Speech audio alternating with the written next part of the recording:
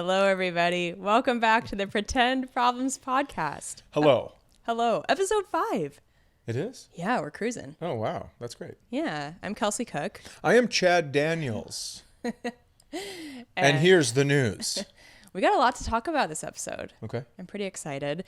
Before we get into the things that we got on our list, should we give some quick tour dates? Let's do it. So this is coming out on December 27th. Merry Christmas. Happy holidays.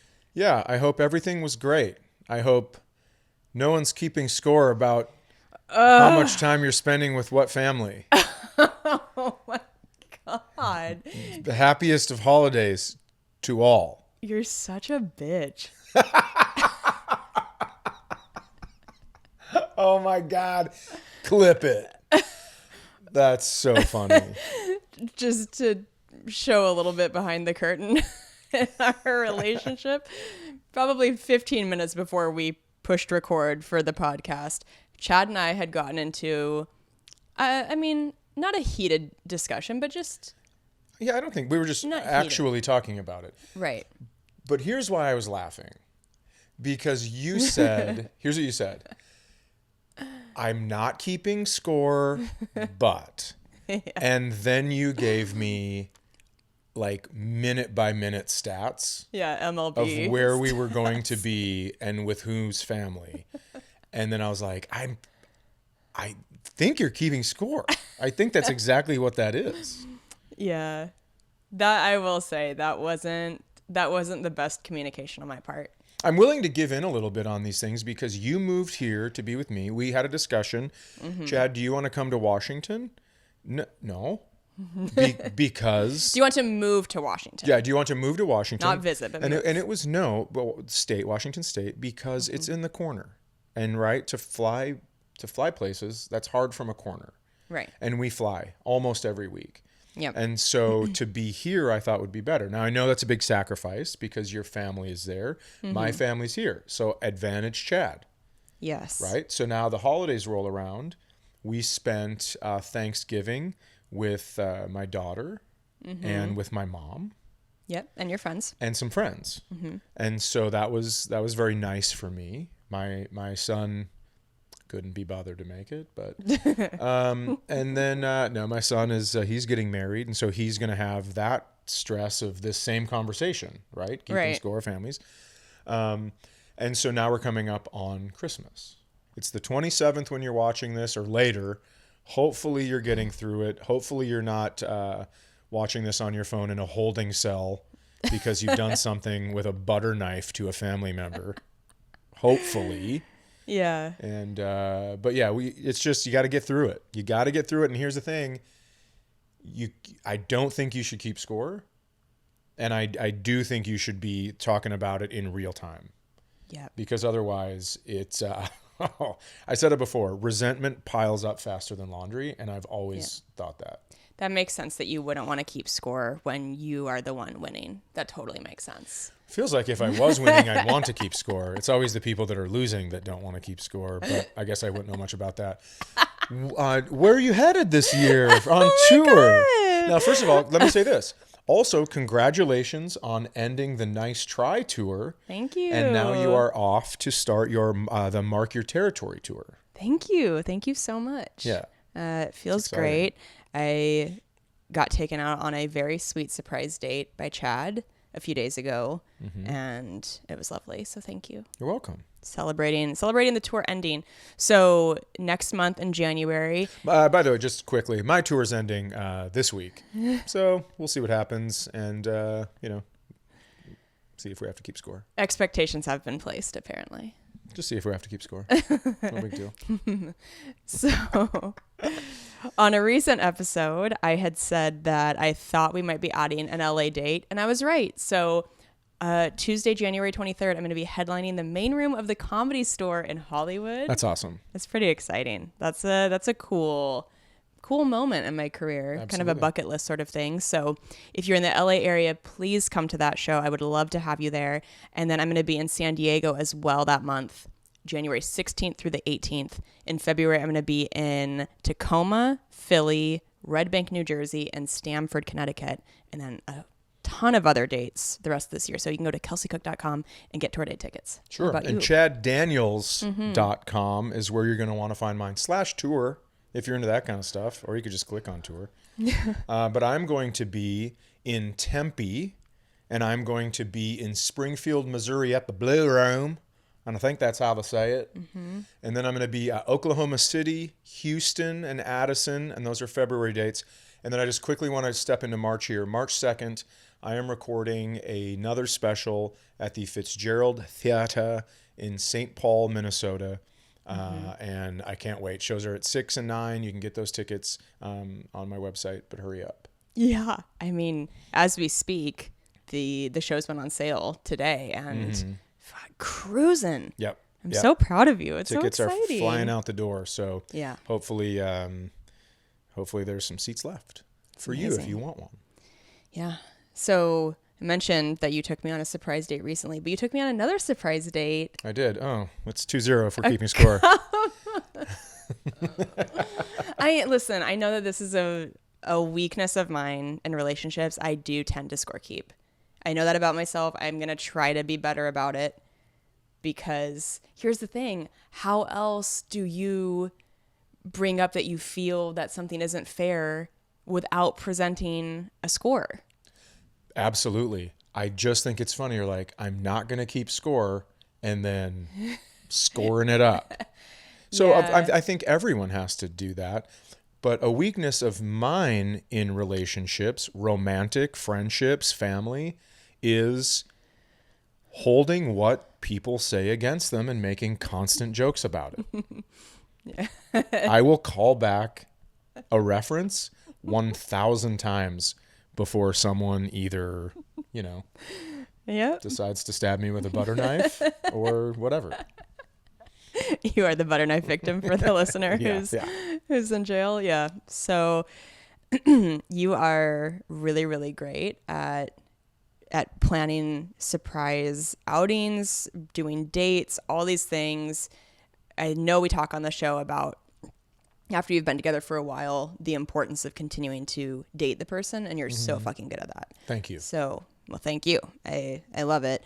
So Chad told me that he had something planned, and we got in the car, and he had bought tickets for us to see Cirque du Soleil here in Minneapolis. They were doing a traveling holiday production, and I had never been to any Cirque du Soleil show. Had you been to one before? I've not. Okay.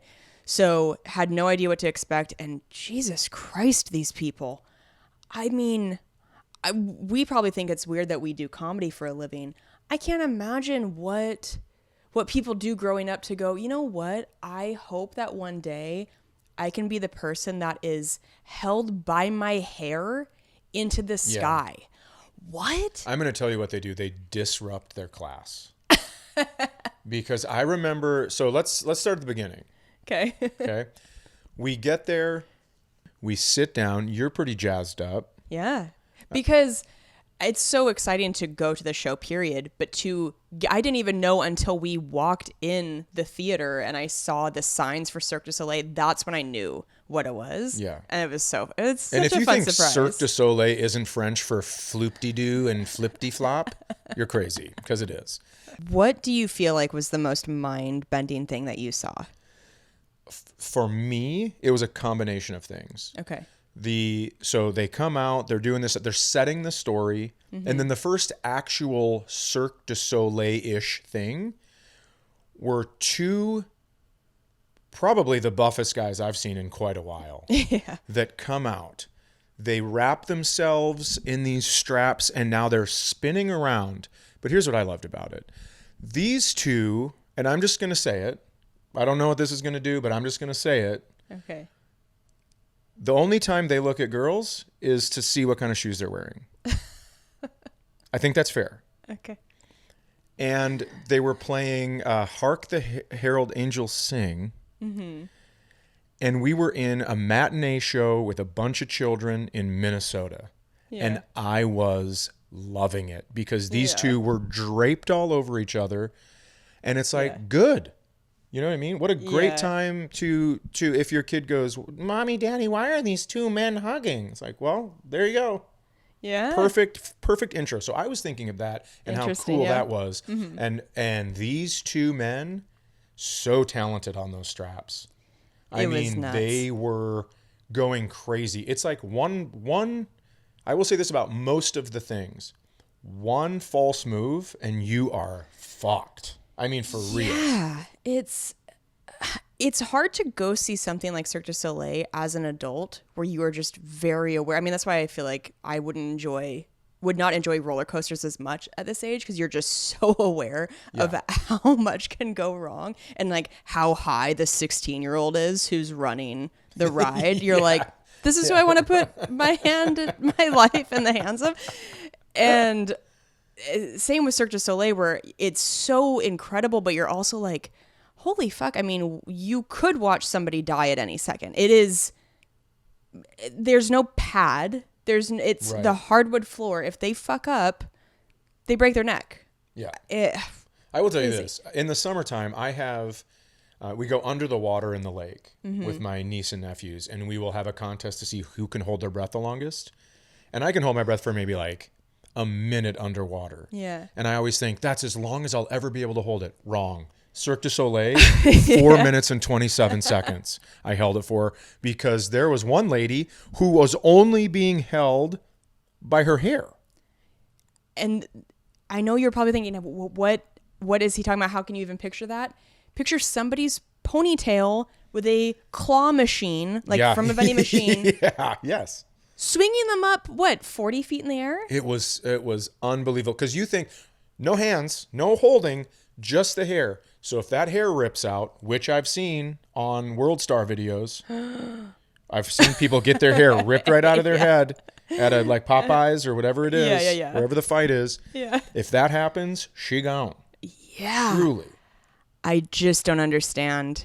I try not to figure out what's going on with the magic trick, but that was one where I really did want to know. I'm like, are you a freak of nature? Like, is there something up? Do you have a medical condition where your scalp is numb? Or have they figured out some way to do this where it doesn't cause you pain? Yeah, they must have figured out where they're applying the same amount of pressure from every strand or something. So it's like it alleviates just, because if I pull, just a little bit of your hair, that's going to hurt super bad. But if I get my hand in there and like just pull, listen, face is changing. You've pulled my hair before and I can fucking feel it. So I think this lady I'm like, if that is her work, she's got to be into some wild shit in bed to even get the meter to move. I mean, nothing's impressing this. Like, nothing's getting her going. You pull her hair and she's like, you have to spin me too. Like, what? Crazy. So it was awesome. Yeah. I can't recommend it enough. It's also just a good reminder of how silly people can be, and that it's okay. I think I get really in my head about looking too goofy or too weird and almost like trying to still be like a cool kid or some shit like that. But they are just clowns. They're not saying anything. They're just wiggling around trying to be funny.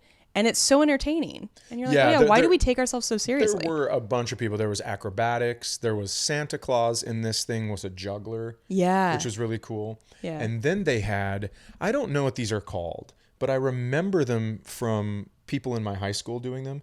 You have two dowels that are connected by a string. And then there's almost like a weighted, it feels like just a bigger yo-yo. Yeah. That isn't connected. And then you're like flipping it up and doing all these fancy things. Right. And they had 4 guys out there doing that. And one of them shot into the crowd. By accident, not on purpose. Yeah. They fucked up. And we were like, oh, somebody for sure just got hurt. Absolutely. And then the guy was like, hey, give that back. And they threw it back in. And I was like, that's a foul ball, dude. You keep that shit. Yeah. You got hit in the face with that thing. That's yours now. And you have somebody sign it from the show afterwards. Yeah, that is your Christmas present from Santa. Like, Santa just gave you a present. Now you're doing it with 3. I hope you rehearsed it, you dumb bitch. It's just to say me in the forehead. Yeah, that was another thing I was surprised by, is how often they made mistakes. Like, we got to see I actually preferred that. I thought it was cool Right. that we got to see them make mistakes and know how to just pick it back up and keep going. But honestly, I was surprised that my dad didn't come out at some point and start doing his yo-yo tricks. I'm like, oh, this is the type of person. Somebody puts in so many years. If you don't know, my dad he used to be an international yo-yo man. That was his career for a while. And it does really take that level of dedication, I think, to master these really bizarre things. And then you essentially join the circus. Yeah. How odd. But I did have that thought. I was like, oh yeah, your dad could definitely be in this. Yeah. And own it. My dad could run shit. Yeah. So yeah. So that was our experience at the show. And then on our walk back to the parking garage, we got into a little bit of what would you call it? An argument? A tiff? I would call an argument. A dust up? For sure. So why don't you explain it? Okay. So like Chad mentioned, it was freezing outside. So I had my giant hood of my coat up around my face, and I kept it on as we walked into the parking garage. In hindsight, I probably should have taken my hood off just to be able to see better.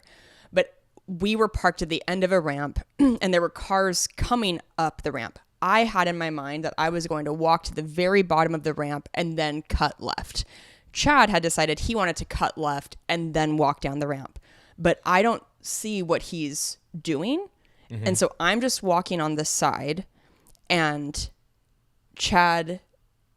A car stops because you wanted to go over. Yep. And then I saw you weren't going, but you had your hood up, and I knew you couldn't see because you had your foggy ass glasses on and your giant hood up. Right. So I'm like, I'm gonna come over.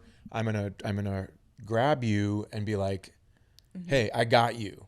Right. But I used a tone that you did not appreciate because I don't remember exactly what I said. But I think it started with you do? Yeah. Oh, what was it?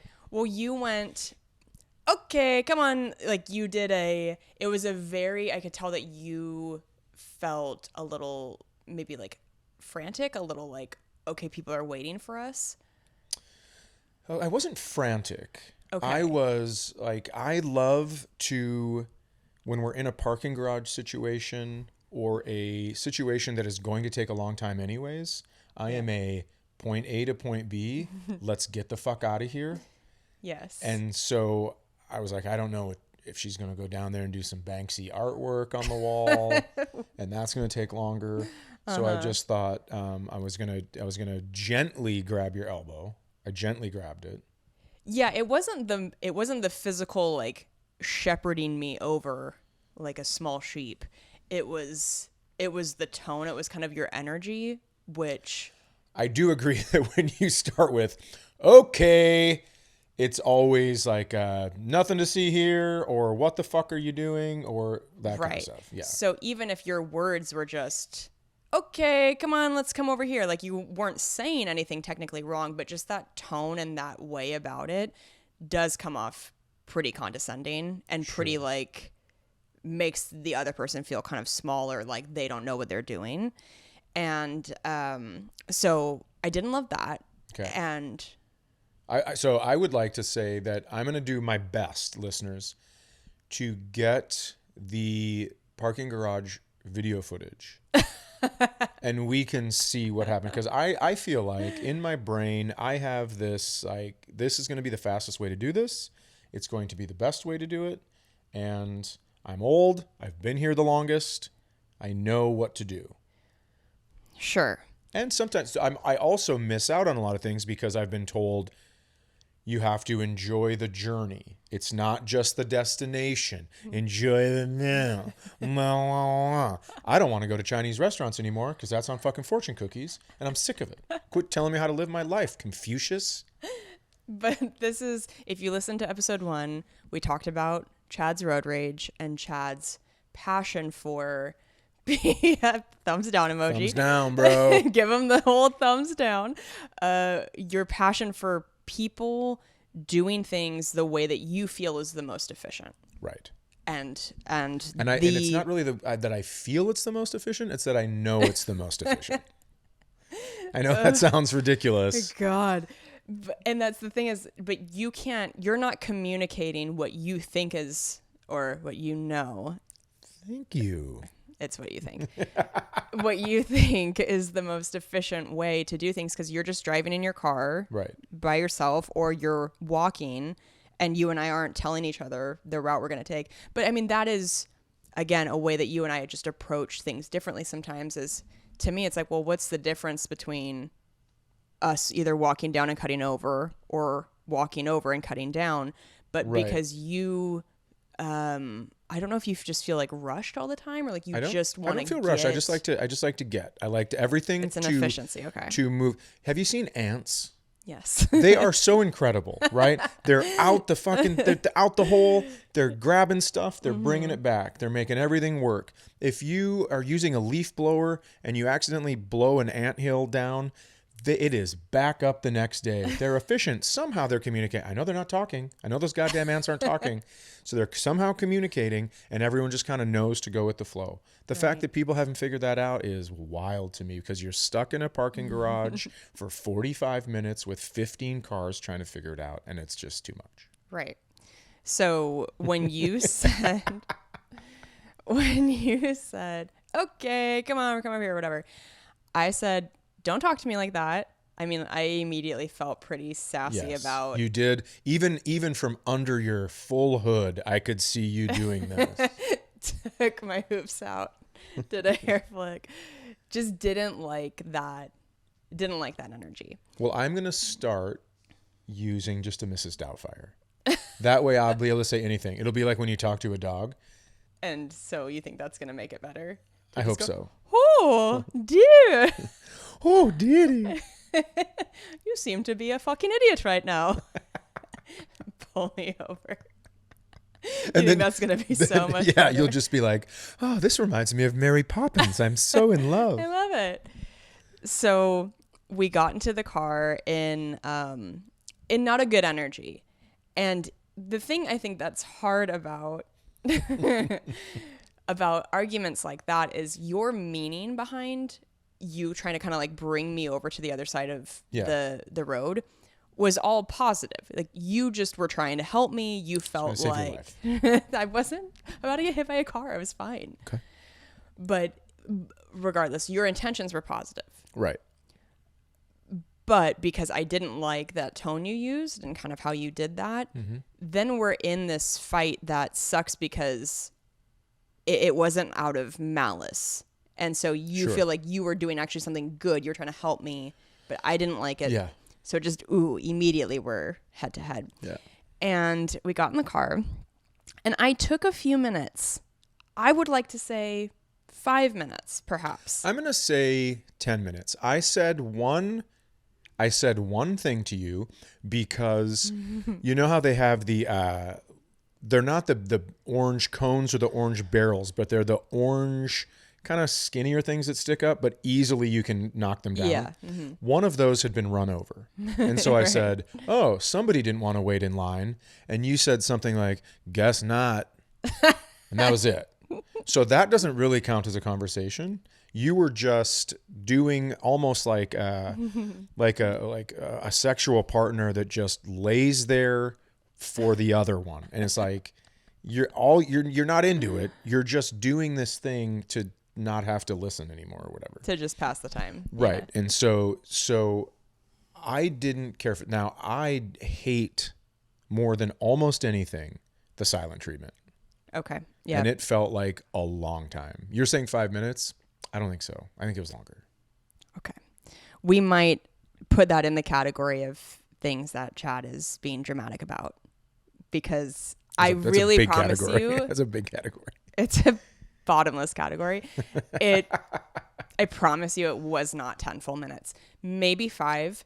And I have thought that in our relationship, it's better to take a second, gather your thoughts, let yourself cool off before you start launching words. Right now, and I would appreciate someone giving me a heads up before they just silent treatment me. How about hey, I'm going to take a little time from anywhere from 5 to closer to 10 minutes to gather my thoughts so I can cool down so we can talk about this rationally. That's what I would appreciate before you go full silent treatment. And also, I am someone that wants to launch words. I don't want to gather my thoughts or cool down. I want to say some shit loudly that I'm going to have to apologize for later.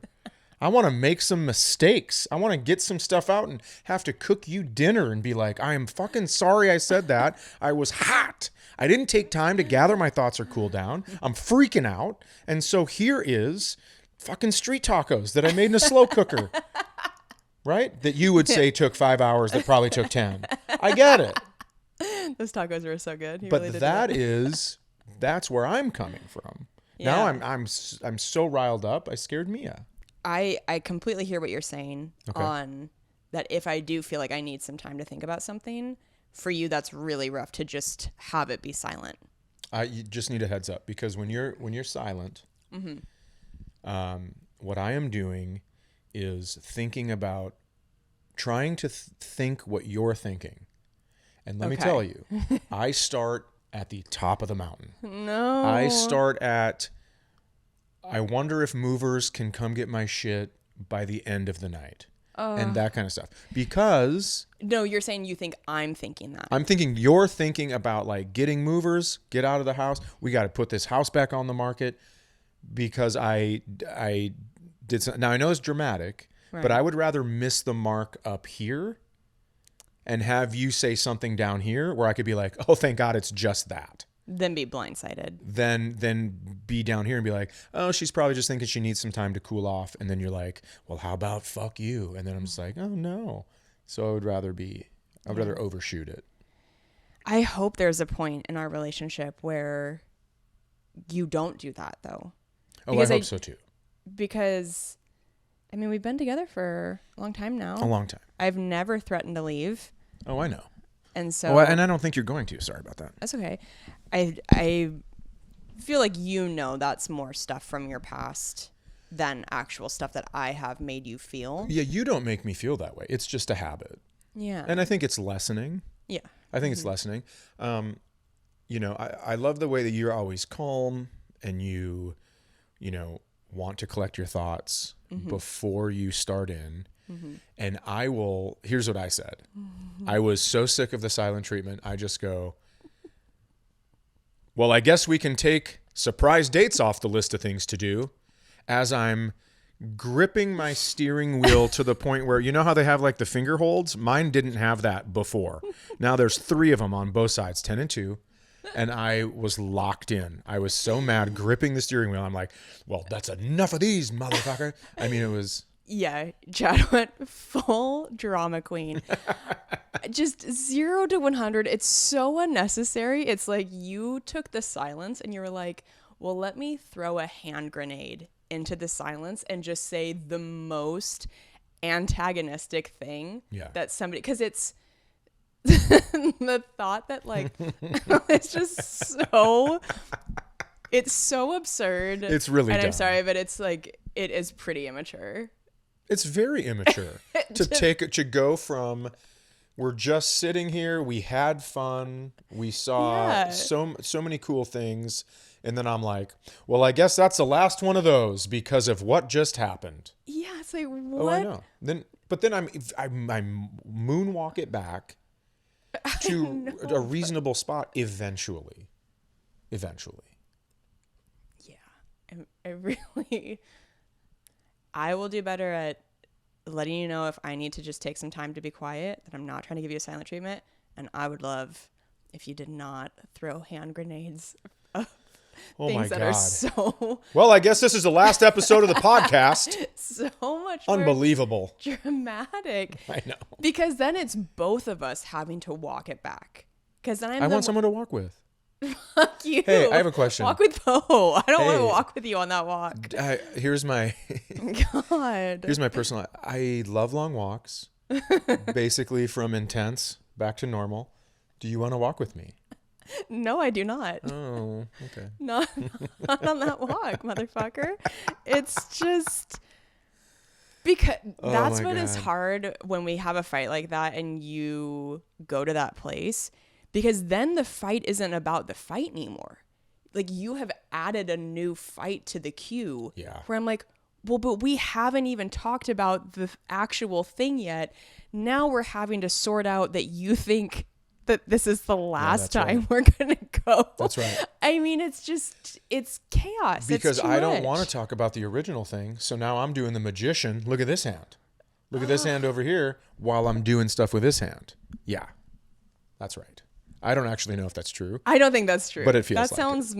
I don't think you are trying to be manipulative in those moments. Oh, let me tell you something. I don't think a lot when I'm mad. I feel like I'm talking to a younger version of you who's like, let me just say something to get attention. I don't care what the damage will be, but I just want to like disrupt this. I can't have it be the silence anymore. So I'm just going to. I would rather have arguing than silence. We've talked about that. Right. And so we made our way through that. We talked it out. Mm-hmm. You took me on another surprise date this week. I did. So I am surprise. I am horrible at sticking to those guns, but. And we also had something happen this week that I think added to this idea of like, oh wow, we really come from such different backgrounds and have such different, not just comfort zones, but I think definitions of when somebody's mad or like an unfavorable tone.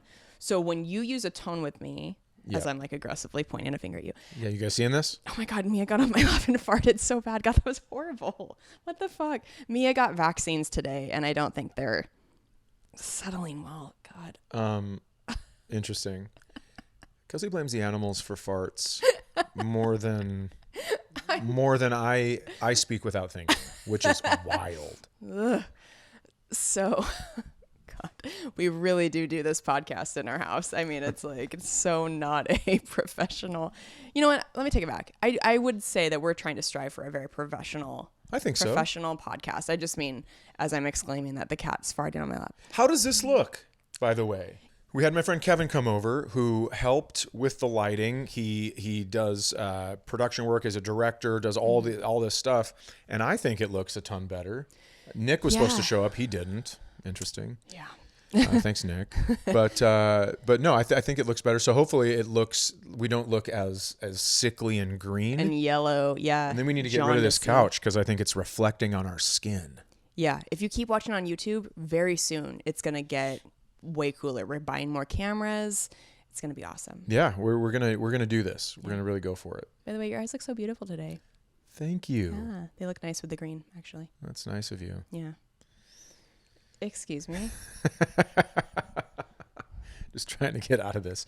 Yeah, we did have an interesting moment with tones.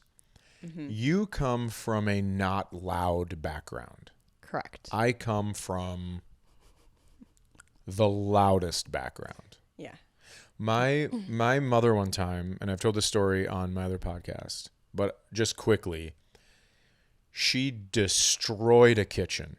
I mean, it's F-bombs. Drawers are coming all the way out and being dumped on the ground. Yeah. Couldn't find the carrot peeler. That's what we found out later. My sister and I were like, uh-oh, we're witnessing a mental breakdown. Couldn't find the carrot peeler. And so, when I get upset about something, I take it to pissed off because that helps me get over it the fastest. Right? If I sit and I think and I reflect and I calm down and I cool off, like all these things, it takes forever. It takes me forever to get through it. If I get real pissed real fast, the de-escalation happens so much faster. Huh. Yeah, I know. I don't know how I feel about that. I can't decide. I think it's Let me take a second to think about it. You know what? Thank you for letting me know. I think I go up here, feel like an idiot, and then have no choice but to reflect. Do you want to keep being like that, though? I don't know. Does it scare you? Yeah. I know. That's what I'd like you to tell everyone. I don't like it. It gets her heart rate up. Now, I'm not yelling at her, by the way. I was yelling at I was yelling about some colleagues. Mm-hmm. And it just wasn't going great. It wasn't going my way. And so I got mad. I asked you for help. You asked me a question, and I probably answered you in a not, I should have used Mrs. Doubtfire. Oh, these motherfuckers. Yeah.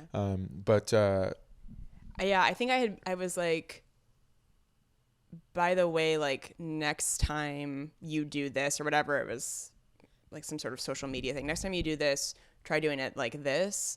And you're like, well, I tried, but you know, like Sure. It was you weren't mad at me for saying it. Correct. You were mad at the person who did it, but you were like so worked up that it's still, It was intense. I'm still like the one absorbing that energy. Yeah. And I'm real sensitive to it. I don't like it. It's interesting that we landed with each other because I go to the moon quite frequently.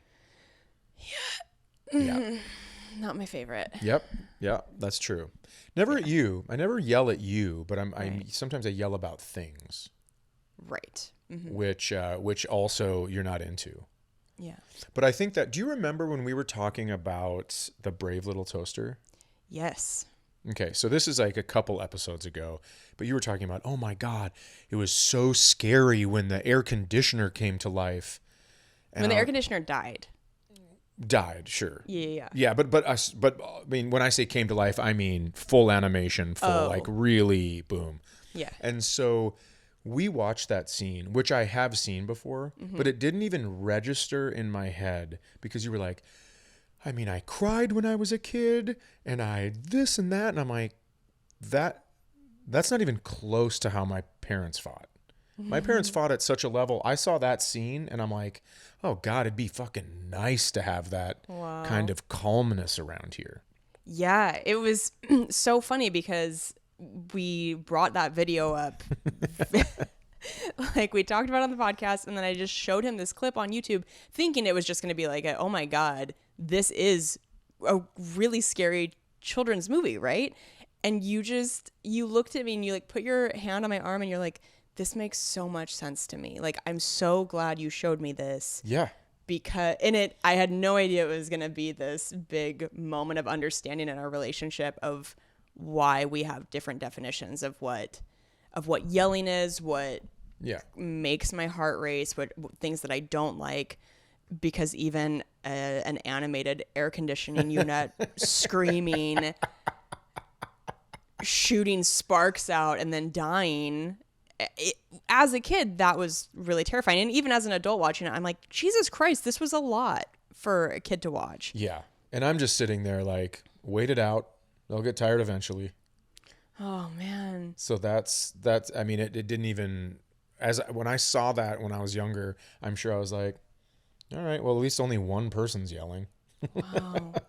And I had a great childhood, by the way. I'm not complaining about it. Yeah. It's just, there were intense moments. You know, nothing like crazy, but it was loud. It was a loud. When there were fights, the volume was up here. Yeah. So you just learned to deal with that volume. Yeah, there just wasn't any yelling in my house at me or, before my parents got divorced, I do remember being young and like witnessing some verbal altercations that were louder, but still not like, I don't know. But yeah, I had no idea that was going to be some sort of learning moment for each other. I just thought we were going to reminisce about a childhood movie. And it was really like, oh, you're scared of this. And that's like, okay for me. Yeah, that's like nothing to you. That was really interesting. Yeah. So anyway, we're figuring stuff out. We're still figuring out how to fight. Still figuring out how to... like what triggers each other. I didn't know that silent treatment stuff triggers you. Oh, it's horrible. Yeah. I think it comes from dinner. Like having a silent dinner. I remember we did that once, and I think I didn't eat my food and I went outside. Yeah. Because I was like, I would rather not eat a meal than sit and eat it in silence with another person. Or I would rather eat by myself or whatever. Because it was like, if you're listening, did you ever have a meal where everyone was mad at each other and you just ate for a half hour and no one said anything? You just hear chewing? No, thank you. Right. So sometimes, remember when you were chewing something over my shoulder and I go, I will give you $10 if you move away and stop chewing in my ear. And I think that's why. Because the sound of chewing drives me insane because it makes me remember silent meals. Yeah. Where it's just so intense and your body's not even digesting the food. It's going from your mouth straight to the trap door of your asshole because your body's not functioning because you're so tense.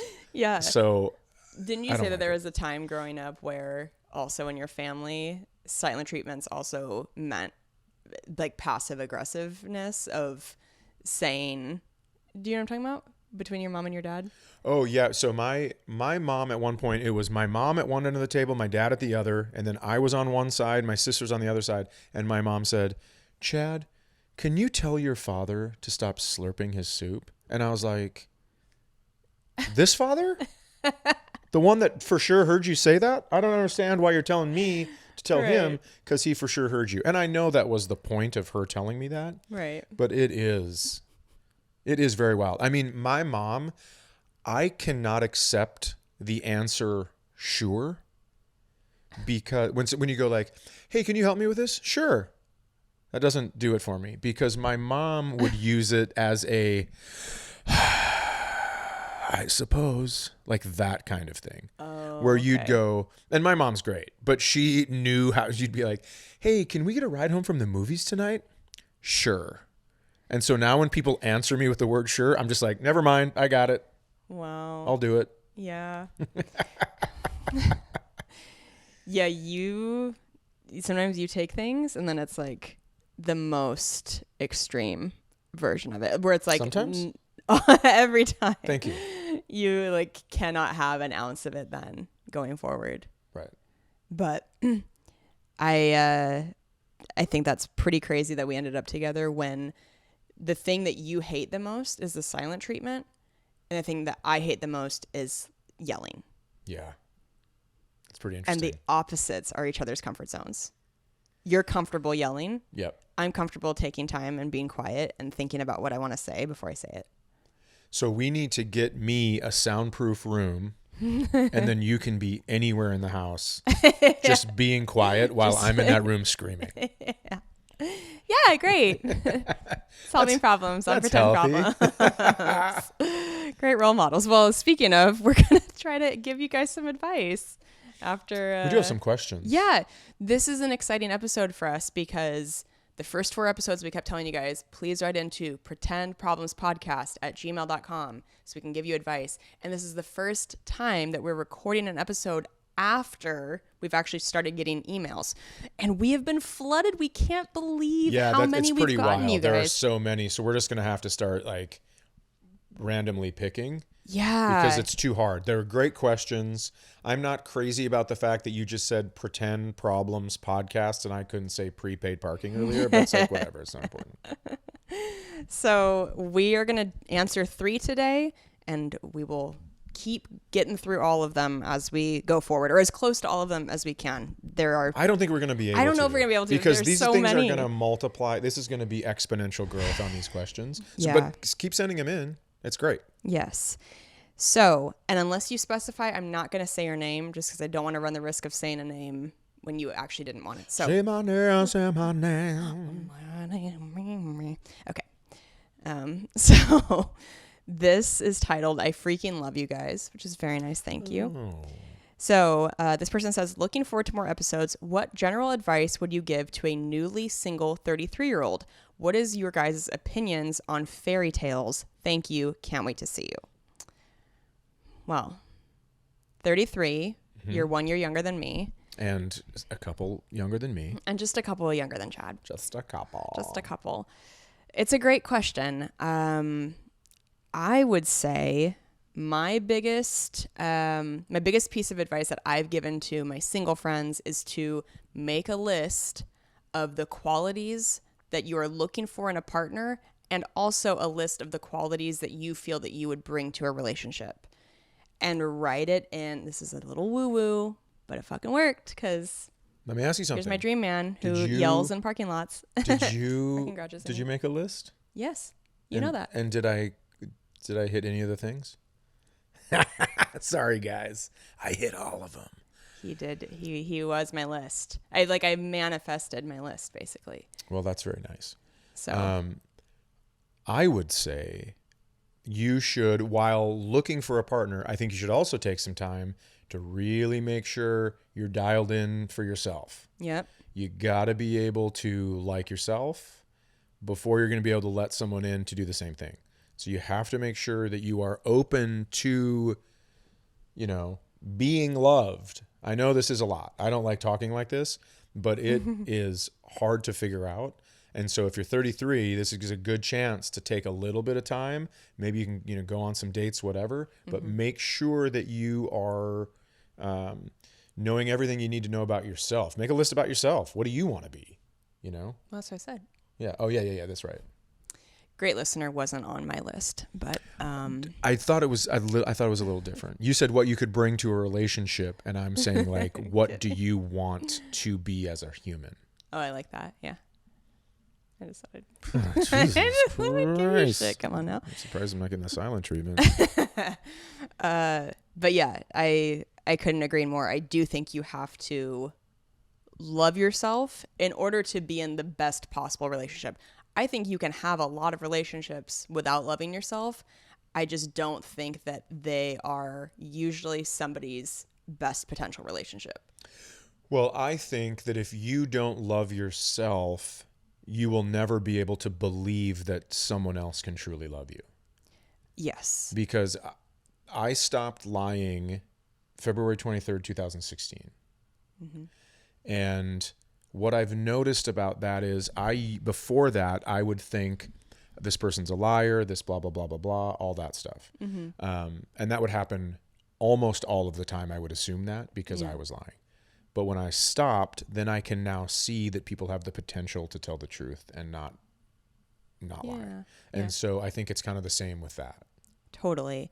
I think that if you don't know what you deserve, it's really easy to be treated in ways that you don't deserve in a relationship.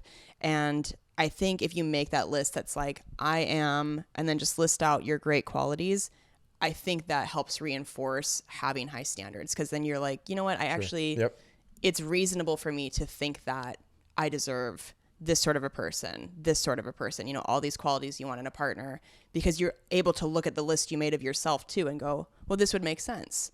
If I'm these things, why wouldn't I be with somebody who's great? Because a lot of time I think people go, I can't, this question is asking, what are your opinions of fairy tales? I think people go, oh, well, somebody can't be all the things I want. And I mean, I don't want to make people puke, but you really are. I mean, and make the list unrealistic too. Make it hard so you don't shoot settle. For the stars. Yeah. I would also say take some time and get a T-shirt that says "I outlived Jesus" for your next birthday. That'd be a fun one to wear on the 34th birthday. I love it. That's great. Thank you for your question. Yeah, thanks. So we have another question. It's titled Blended Family Dynamics. And this email was not actually what I thought it was going to be about. It's very interesting. So it says, Kelsey, Chad, very excited about your podcast. Chad, I too am highly allergic to the bad kind of pussy, cats, in parentheses, so funny. And I am in a relationship with a cat owner. Maximum empathy for you, sir. So how do I navigate this? Am I the hero? And then in quotes, look at what I do for us and the huge sacrifices I make. Or do I suck it up and swap my beer money for antihistamines? What do I get for cat tolerance? Anything? Nothing? So I'm going to I think it's got to be somewhere in the middle. You're not a hero. Stop it. You're living with cats. Okay? You're kind of like an anti-hero. I'll give you more credit than that. But then the antihistamine stuff, I mean, you should get more than that. I think there should be an appreciation. It should be recognized that you're willing to have a stuffed up nose and a scratchy throat and not always sleep the best because you are in it to win it with this partner. So I think it should be acknowledged sometimes. I don't use antihistamines. I kind of just let it rip. I'm trying to do the Princess Bride and slowly become not allergic to cats. It is not always working. One of them I do better with than the other. I do better with Mia than Bungaloo because when I lay on the couch and Bungaloo's been behind where I put my head, it's pretty nasty pretty quick. But you know, I think you just got to suck it up, because it's like, am I going to move into an apartment and breathe better without that? No. So then, for those of you not watching on YouTube, that was pointing at me. Oh yeah, so yeah, romantic. Sorry. Oh, that creature in the corner. I forgot some people just listen. So would I want to, you know, just because sometimes I have a hard time breathing, not be with Kelsey? No, of course not. So, you suck it up, and then you find out what they're allergic to, and sometimes when they're sleeping, you rub a little on their wrist. No big deal. It's called payback, dude. Look it up. This whole situation has been interesting when we moved in together, because I'm somebody who's had allergies my whole life. I don't think you could find a person that would empathize more with allergy symptoms than me. I mean, I hate that you have them. I'm also allergic to cats. I've become more immune to mine, but it's tough. Like, I hate that there's anything that I'm doing. Right. No, I know. That's giving you allergies, because of all the people that give you allergies. Me, the person who's allergic to fucking everything, I'm like, oh my God, I feel like it's my duty to not make anybody else feel the way I feel. Yeah. But I do think your partner can do some things, because I've tried to do some things to help. We were trying Allerpet for a while, which, I mean, it seems like online some people like it. Right. I don't know if you felt like there was a change, but if you maybe try it and are consistent, maybe you'll see a difference. And then we just bought, it's the Purina brand. Yeah. It's, what is it called? Pure and something? There's a Purina brand cat food that I was just told by 2 veterinarians, excuse me, in, thinking about vets telling me about cat food. They're like, it's the best way to get tank out of mud, dude. You put the whole thing down and it grips. It's called Live Clear. Purina Live Clear. Purina, Live Clear. And 2 veterinarians told me that, I didn't know this. I thought it was the dander from the cats. It is a protein in their saliva. So when they clean themselves, that's why the hair has that. And so this cat food eliminates that protein from their saliva. And so the woman was telling me that when her husband did this, like he replaced the food and then surprised her 2 weeks later, and she could hold the cat to her face and no allergies. And she had it very bad where she would break out. I don't have that. I just have trouble breathing. Yeah. So give that a try, and, you know, try to brush as frequently as you can with the cats. Try to vacuum as much as you can. And I don't know. There's also a thing called a Chom Chom. Oh yeah, Chom Chom roller. Unbelievable. I would look that up. They should easily sponsor us along with Bomba Socks, but it's really, really great, because sometimes the vacuum doesn't pick up the hair because it's stuck in there, but this thing, you just roll it back and forth and it collects it with static and a bunch of other stuff. It's great. It's so good. So yeah, we hope that helps. And then the last question we'll take for this episode, it's titled Long-Time Listener, First-Time Caller. They say, so everybody knows that communication is key, right? Well, sometimes even when both people in the relationship know that, it is still a tough practice. Open and honest communication is difficult for most people. It seems like you two really have it down, at least after listening to the first episode. Well, how about after this one? How about after episode 5? I'll probably work on the rule of 3, so thanks for that idea. We've been together for 15 years, married for 5. Sometimes I think we feel like with all that familiarity, there's no need to verbalize. We should just know each other at that point. Is that true, though? If it's always been this way, what's the key to free speaking, and how can you institute it after so many years? And they say, permission to swear. I fucking love you guys, and thanks for giving me something to listen to at work that isn't another conspiracy podcast. And then they say, call me Sean. So Sean, thank you very much for writing in. Well, yeah, it's so funny because we ended up talking about this a lot on this episode. So we won't get into it. Maybe we'll talk about it later on a different episode. But we did go, you and I went through a fight recently where we talked about how it is corny, but it is important to use the whole, like, I feel this way. I was using the phrase, let me remind you, which after further review is really condescending and shitty. And so instead of that, I was like, let me remind you that this happened. Instead, I should have been like, I feel this way that this happened because, and I would like to see this change or whatever. And I am a work in progress, but I have not used although the other day I did say, I said, I feel something, and she rolled her eyes, and I go, let me remind you that I said I feel, which is kind of a combination of the two. But Yeah, it went over really well.